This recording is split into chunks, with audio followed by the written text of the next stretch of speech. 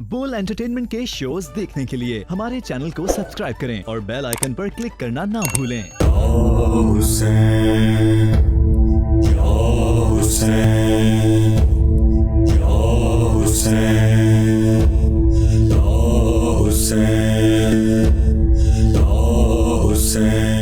اعوذ باللہ من الشیطان الرجیم بسم اللہ الرحمن الرحیم اللہم کل ولیک الحجۃ ابن الحسن صلواتک علیہ وعلی آبائہ فی ہذہ الساعۃ وفی کل ساعۃ ولییا وحافظا وقائدا وناصرا ودلیلا وعینا حتی تسکنہ ارضک طوعا وتمتعہ فیہا طویلا صلوات الحمدللہ رب العالمین والصلاة والسلام علی رسولہ الکریم وعلی آلہ الطیبین الطاہرین الذین اذھب اللہ عنہم الرجس وطہرہم تطہیرا ثم الصلاة والسلام علی الحسین وعلی علی ابن الحسین وعلی اولاد الحسین وعلی اصحاب الحسین اما بعد فقد قال اللہ تعالی فی قرآن الحکیم بسم اللہ الرحمن الرحیم انا اول بیت لوضع للناس للذی ببکۃ مبارکا وہدی للعالمین۔ تمام حمد و ثنا اس اللہ رب العزت کے لیے، اس خالق کائنات کے لیے، اس رب العالمین کے لیے کہ جس کی ثنا جتنی کریں اتنی کم ہے۔ درود و سلام ہو ان محمد و آل محمد پر کہ جن کی ولایت سے انبیاء کو خود نبوت ملتی ہے۔ شکر ہے اس پاک پروردگار کا کہ اس نے ہمیں اس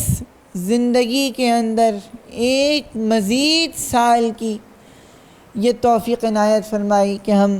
عزاداری سید الشہداء برپا کر سکیں اور اس عظیم عبادت اور فرض کو دوبارہ اپنی زندگیوں کے اندر محفوظ کر سکیں۔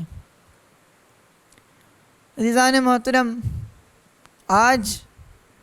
8 محرم ہے۔ عزیزان محترم، آج 9 محرم کا دن ہے اور یہ دن جناب حضرت علی اکبر علیہ السلام سے منسوب کیا جاتا ہے، اور جب بھی ہمارے ذہنوں کے اندر حضرت علی اکبر کا خیال آتا ہے تو ایک خوبرو جوان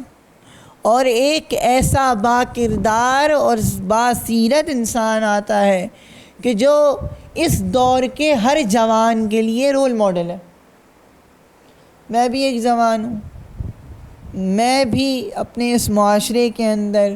ان چیزوں سے، ان کانسیکوینسز سے، ان ایکسپیرینسز سے گزرتا ہوں کہ جو ایک جوان فیس کرتا ہے۔ آج کا جوان بہت پریشان ہے۔ یہ جوان جس دور کے اندر زندگی بسر کر رہا ہے، یہ وہی دور ہے کہ جس کے اندر جدید بندر سے ایوالو ہوا انسان اب آہستہ آہستہ اپنی اس فیس کے اندر جا رہا ہے کہ جہاں پر ہر چیز ریئل سے آرٹیفیشل کی طرف جا رہی ہے۔ ہمارے موجودہ دور کے اندر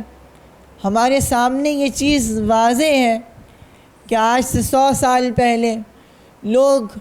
جانوروں پہ سوار ہوتے تھے، آج جہازوں میں سوار ہیں۔ لوگ بیمار لوگ جانوروں پہ سوار ہوتے تھے، اب جہازوں میں سوار ہوتے ہیں۔ لوگ کشتیوں کے اندر پورے کے پورے دریا عبور کرتے تھے، آج انہی کشتیوں میں بیٹھ کر زمین کی گہرائیوں کے اندر جاتے ہیں، سمندر کی ان گہرائیوں کے اندر جاتے ہیں کہ جس کو انسان تصور نہیں کر سکتا تھا۔ پہلے انسان کے لیے ارتباط کرنا بہت مشکل تھا، کانٹیکٹ اور کمیونیکیٹ کرنا بہت مشکل تھا، لیکن آج کے دور کا انسان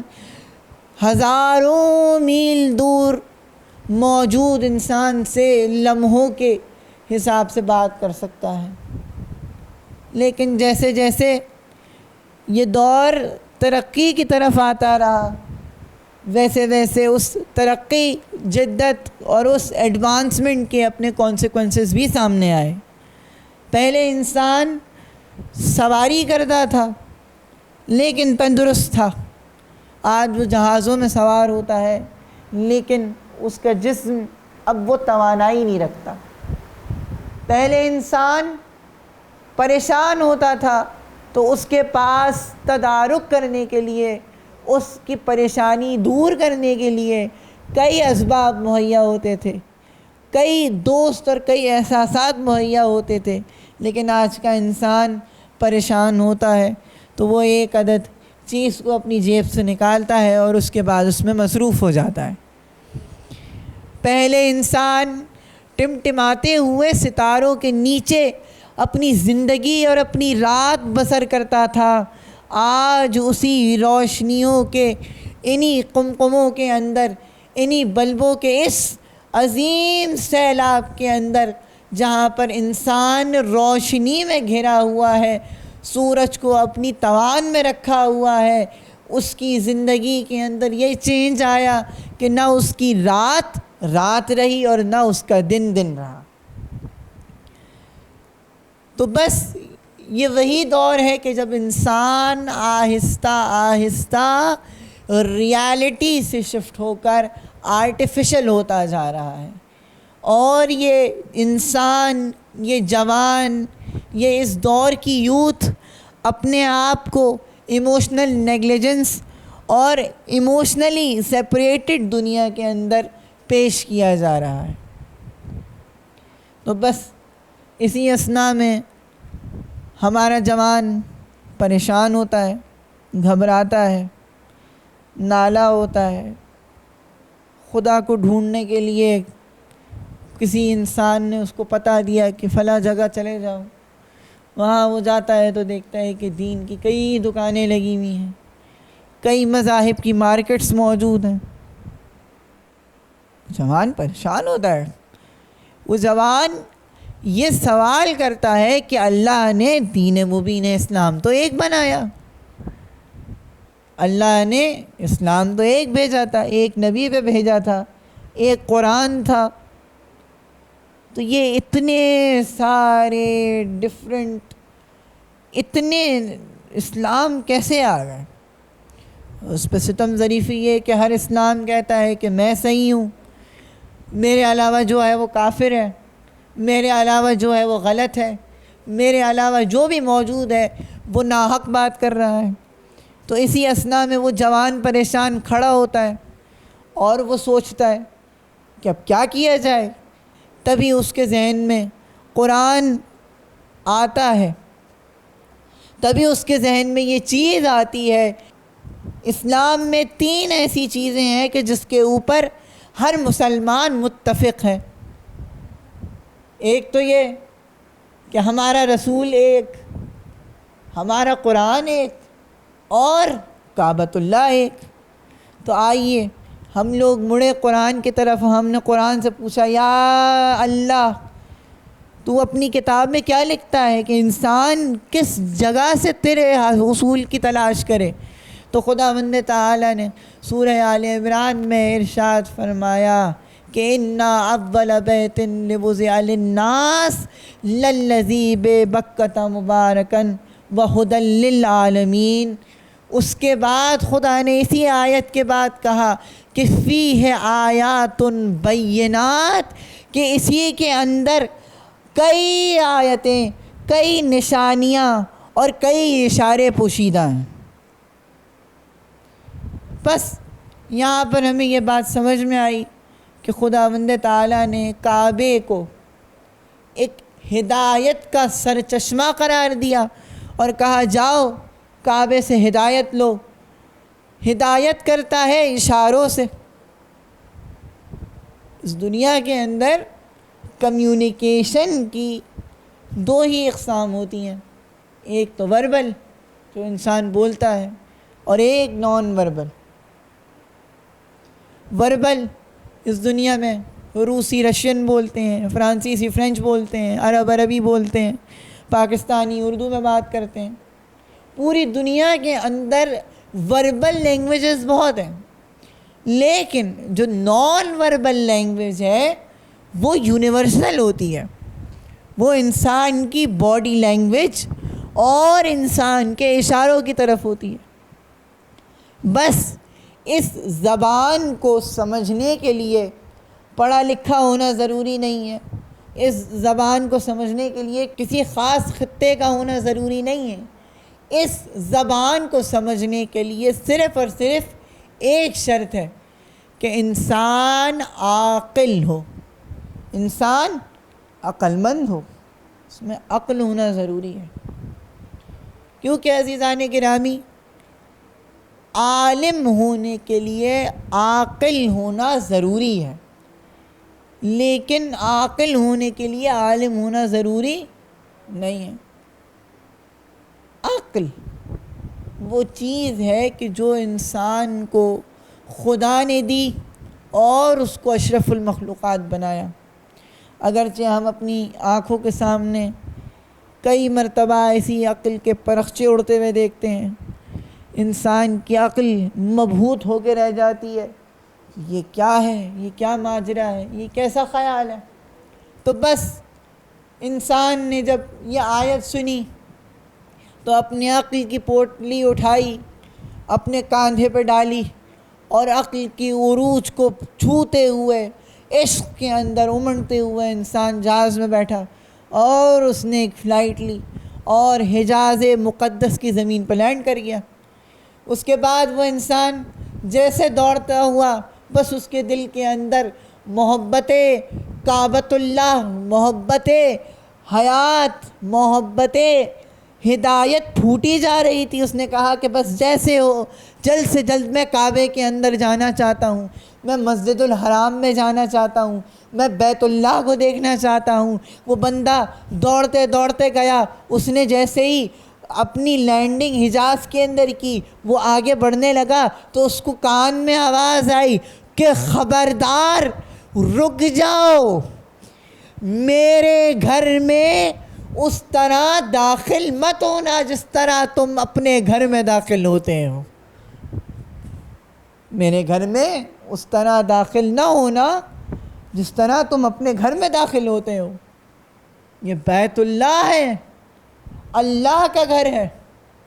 اس دنیا میں کوئی ایسا مسلمان نہیں جو یہ جسارت کر سکے، جو یہ کہہ سکے کہ میرا گھر اللہ کے گھر جیسا ہے۔ کوئی ہے؟ کوئی ایسا مسلمان نہیں جو یہ کہہ سکے کہ میرا گھر اللہ کے گھر جیسا ہے۔ تو جب انسان کا گھر اللہ کے گھر جیسا نہیں ہو سکتا تو بھلا اللہ کا نبی ہم جیسا کیسے ہو سکتا ہے؟ تو بس عزیزوں، انسان نے اللہ کے گھر کے اندر جانے کے لیے اپنا لباس تبدیل کیا، حالت احرام میں آیا، کعبۃ اللہ کے اندر داخل ہوا۔ جیسے ہی کعبے کے اندر داخل ہوا تو وہ ایک مسجد، ایک ایسی عمارت جو کالے کپڑے میں لپٹی ہوئی تھی، تو وہاں جا کر انسان کعبۃ اللہ کی ہیبت میں مبہوت ہو گیا۔ وہاں پہنچ کر اس نے دیکھا کہ کعبہ کیسی روحانی و عظیم جگہ ہے، یہ کالے کپڑے میں لپٹا ہوا کعبہ کیسی عجیب جگہ ہے، کتنی خوبصورت جگہ ہے، کیسی عجیب جگہ ہے کہ یہاں پر انسان کا دل منقلب ہونے لگتا ہے۔ تبھی اس کے کانوں میں کوئی چیز، کوئی آواز آئی کہ اے انسان، کالے کپڑے والے تو جہنمی ہوتے ہیں، کالے کپڑے بدعت ہے، کالے کپڑے پہننے والے جہنم میں جائیں گے۔ تو وہاں پر میں موجود انسان یہ کہتا ہے، اس وقت کعبے کے حضور میں بس ایک دعا کرتا ہے کہ اے میرے مالک، میں کچھ نہیں جانتا، میں کوئی بحث نہیں کرتا، میں کوئی ڈیبیٹ نہیں کرتا، میں بس تجھ سے ایک یہ دعا کرتا ہوں کہ جدھر بھی یہ کالے کپڑے میں لپٹا ہوا کعبہ اور کالی کملی والے کا سراغ ہو، جہاں یہ دونوں جائیں مجھے بھی ان کے پیچھے بھیج دینا۔ توجہ ہے عزیزان گرامی، بس جہاں پر یہ کالے کپڑے میں لپٹا ہوا کعبہ جائے مجھے اس کے پیچھے بھیج دینا۔ اب اسی کعبۃ اللہ کو ہم دیکھتے دیکھتے یہ سوچنے بھی لگے کہ یہ کالا کپڑا ہی اس پہ کیوں موجود ہے؟ ہرا بھی ہو سکتا ہے، پیلا بھی ہو سکتا تھا، سفید بھی ہو سکتا تھا، سرخ بھی ہو سکتا تھا۔ اللہ تبارک و تعالی جو اس دنیا کا بادشاہ ہے وہ اپنے گھر کو طلائی سونے کا بھی بنا سکتا تھا، لیکن یہ کالی چادر، یہ کالا کپڑا ہی کیوں؟ تو پھر ہم نے تاریخ کے پنوں کو ٹٹولا تو ہمیں آج سے کئی سال پہلے یہ چیز دیکھنے کو ملی کہ جب بی بی ہاجرہ سلام اللہ علیہا حیات تھیں تو آپ کی زندگی میں ایک بندہ بھاگتا ہوا آپ کے پاس آیا اور کہا کہ بی بی، کچھ لوگ کعبے کے بجائے کسی اور عمارت کا طواف کر کے چلے گئے۔ تو بی بی پریشان ہوئی، انہوں نے کہا کہ یہ بیت اللہ کی حرمت ہے۔ تو بی بی دوڑتی ہوئی گئیں، انہوں نے اپنی چادر کعبے کے اوپر کالی چادر ڈال کے یہ کہا کہ کوئی اپنے گھر کے اوپر کالی چادر نہ ڈالے۔ تو بس جہاں پر ایک بی بی نے اپنی چادر سے اللہ کے گھر کی حرمت کو بچایا، اللہ نے اس بی بی کی چادر کو تا قیامت عزت بخش دی۔ تو سوچیں، جب ایک چادر اللہ کے گھر کی حرمت بچانے کے لیے قربان کی جائے تو اس کی اتنی عظمت ہو، تو جس نے اپنی چادر اسلام کی بقا کے نام پر قربان کر دی ہوگی، اس کی کیا عظمت ہوگی؟ اب ہم جب اسی خیالات کے خول سے باہر نکلے تو ہمیں رونا آیا، کعبے کے اس معنوی ماحول کو دیکھتے ہوئے ہمیں رونا آیا، ہمارا دل نرم پڑنے لگا، فطرت آگے آنے لگی، فطرت چلانے لگی کہ رو رو۔ تبھی کانوں میں ایک آواز سی گونجی کہ رونا تو حرام ہے، رونا تو بدعت ہے، رونا تو منع ہے۔ تو بس عزیزان محترم، یہاں وہ مقام ہے کہ جہاں پر انسان کی فطرت کے خلاف اپنے خیال کو کھڑا کرنا،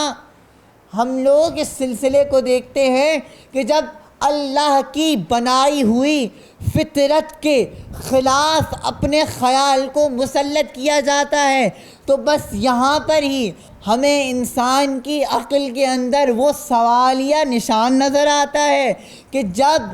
عقل انسان کے اندر موجود نہ ہو اور علم کا غلبہ ہو جائے تو وہ علم بدہضمی کر جاتا ہے، اور اسی بدہضمی کے باعث انسان ایسی چیز پیش کرنے لگتا ہے کہ جو بذات خود عقل کی اور فطرت کی دلیلوں کے مخالف ہوتی ہے۔ یہ میں نہیں کہہ رہا، خداوند تعالیٰ نے قرآن کے اندر ارشاد فرمایا کہ رب زدنی علما۔ اب میں نہیں جانتا کہ اس آیت کا ترجمہ غلط کیوں ہوتا ہے، کیونکہ یہاں پہ کہا گیا کہ رب زدنی علما، زدنی، جہاں پر بھی عربی میں یا کا لفظ استعمال ہوتا ہے اس کا مطلب ہوتا ہے کہ میری کتابی قلمی، زدنی یعنی میری یا مجھے علما، اگر یہ ہوتا کہ یا اللہ میرے علم میں اضافہ فرما، تو اللہ یہ کہتا کہ رب زیدنی علما، کہ اے اللہ میرے علم کو زیادہ کر، لیکن قرآن میں استعمال ہوا کہ رب زدنی علما، کہ اے اللہ میرے اندر کے اس کاسے کو بڑا کر کہ اس کے اندر علم آ سکے، نہ یہ کہ اللہ مجھے اور علم دے۔ تو اس کا مطلب یہ ہے کہ اللہ نے انسان جب بھی یہ دعا مانگتا ہے کہ رب زدنی علما، تو اس کا مطلب ہوتا ہے کہ اے اللہ میرے اندر موجود اس پیالے کو، اس کاسے کو بڑا کر، تاکہ اس کے اندر علم آئے، اور وہی کاسہ عقل ہوتی ہے، کیونکہ اگر انسان کی عقل کے اس مقدار سے زیادہ علم آ جائے تو وہ علم بہہ جاتا ہے، اور اگر اللہ نے انسان کی عقل کو بڑھا دیا ہو تو وہ علم رہ جاتا ہے، اور رہا ہوا علم انسان کو رہائی دلاتا ہے، اور بہا ہوا علم انسان کو اس دنیا سے اور اللہ کی رحمتوں سے دور بہا لے جاتا ہے۔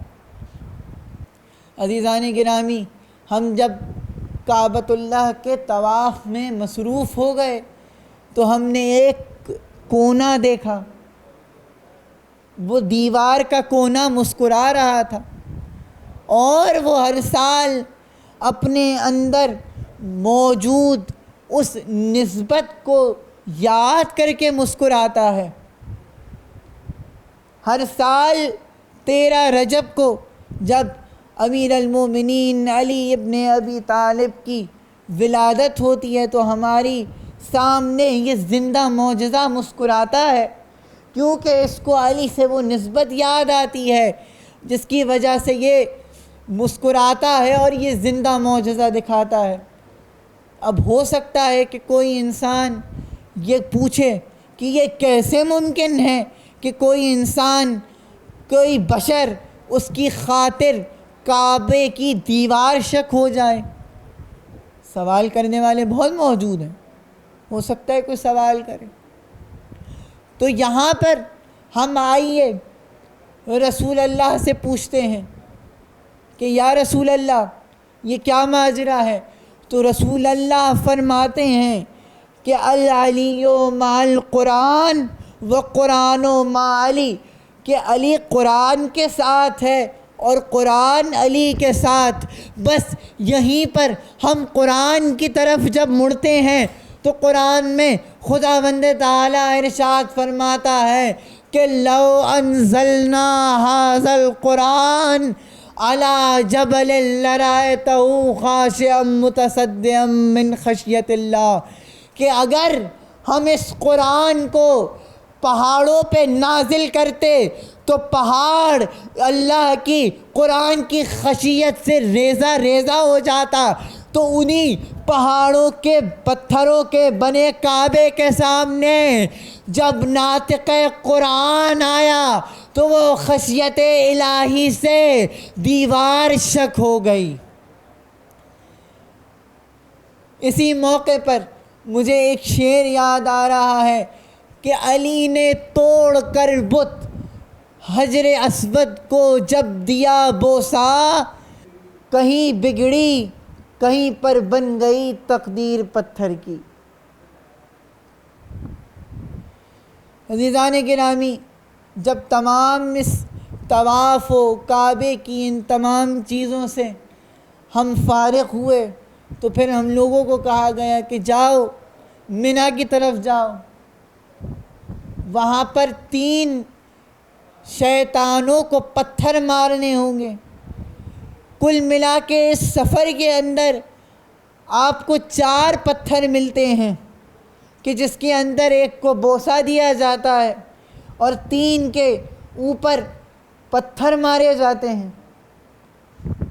اب سوال یہ پیدا ہوتا ہے کہ اللہ نے قرآن میں کہا کہ ہر چیز کا اشارہ ہے، فیہ آیات بینات، کہ ہر چیز کو سمجھانے کے لیے اشارہ ہے،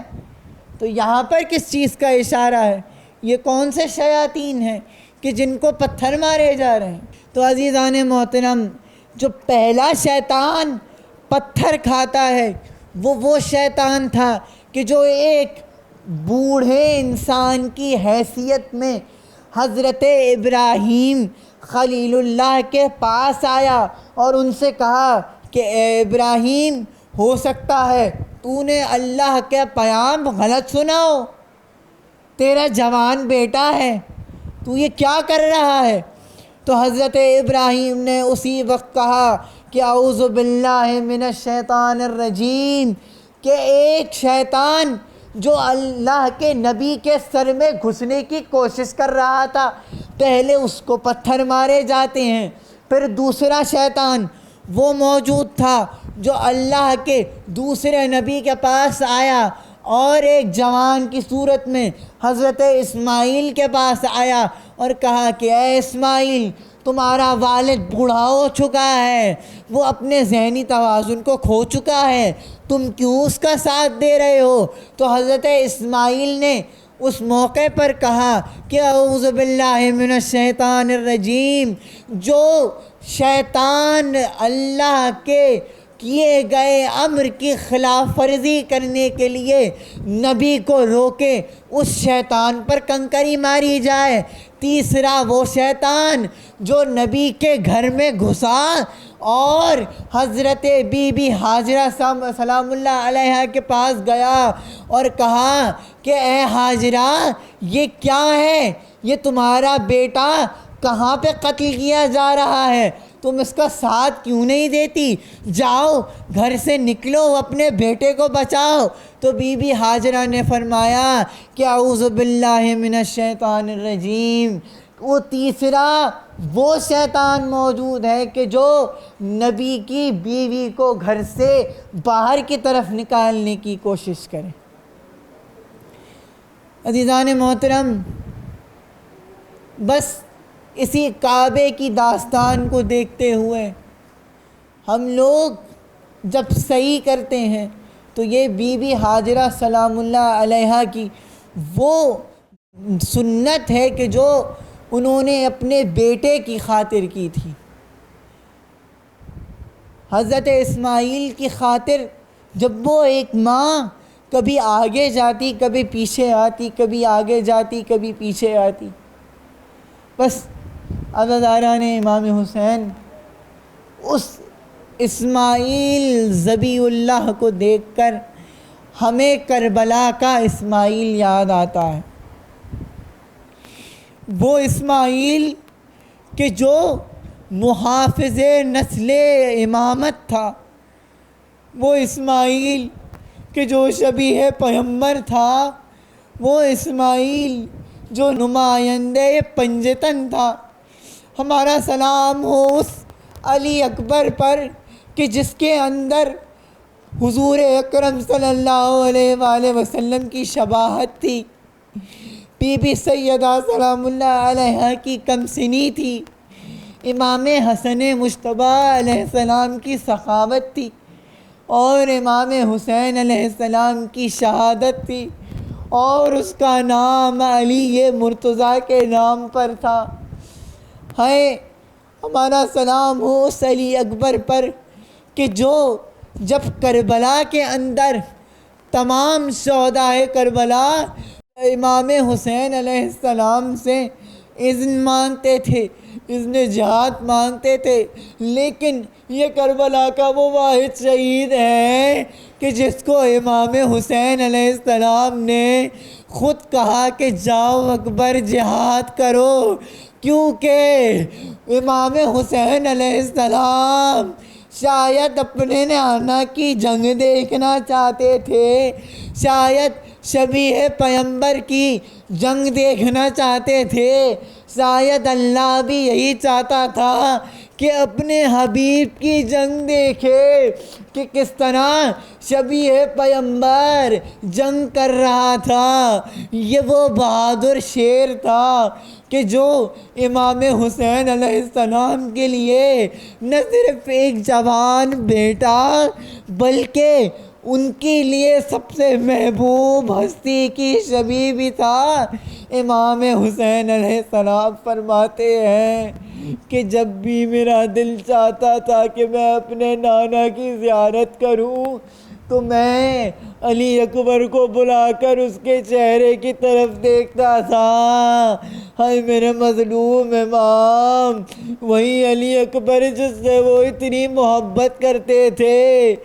عصر عاشور کس عالم میں امام حسین علیہ السلام نے کڑیل جوان کا لاشا اٹھایا ہوگا، کس دل کے اوپر پتھر رکھ کر اس نیزے کی ہنی کو نکالا ہوگا۔ حضرت نانا نے امام حسین، ایک دفعہ کا واقعہ ہے کہ ایک بہت مشہور ذاکر امام حسین علیہ السلام امام حسین علیہ السلام کی قبر کے پاس بیٹھے زیارت پڑھ رہے تھے، مجلس پڑھ رہے تھے، اور وہاں پر کھڑے ہو کر انہوں نے جناب علی اکبر کے مصائب پڑھے۔ بہت گریہ ہوا جب شہادت علی اکبر حسین کی زری کے برابر میں پڑھی تو ان کو خود بھی بہت گریہ آیا۔ رات کو جب وہ گھر گئے انہوں نے خواب میں رسول اللہ کو دیکھا، یہ دیکھا کہ رسول اللہ فرما رہے ہیں کہ اے ذاکر، تو نے حسین کی قبر کے پاس علی اکبر کے مصائب کیوں پڑھے؟ اس وقت سے لے کر کبھی حسین ہوش میں آتے ہیں، پھر رونے لگتے ہیں اور پھر بے ہوش ہو جاتے ہیں۔ ہائے میرے مولا، کتنا سخت ہوگا ایک جوان بیٹے کے سینے سے حسین کا نوک سینہ کو نکالنا۔ ہائے جب وہ لاشا حسین نے گود میں اٹھایا ہوگا، جب وہ لاشا خیمے میں لے کے جایا ہوگا، کیا ہوا؟ اے میرے مولا، امام زمانہ اسی لیے فرماتے ہیں کہ میرے جد کے مصائب اتنے سخت ہیں کہ اگر میرے آنسو رو رو کر ختم ہو جائیں تو میں خون کے آنسوؤں سے روؤں گا۔ وَسَيَعْلَمُ الَّذِينَ ظَلَمُوا أَيَّ مُنقَلِبٍ يَنقَلِبُونَ إِنَّا لِلَّهِ وَإِنَّا إِلَيْهِ رَاجِعُونَ۔ یا حسین، یا حسین، یا حسین، یا حسین، یا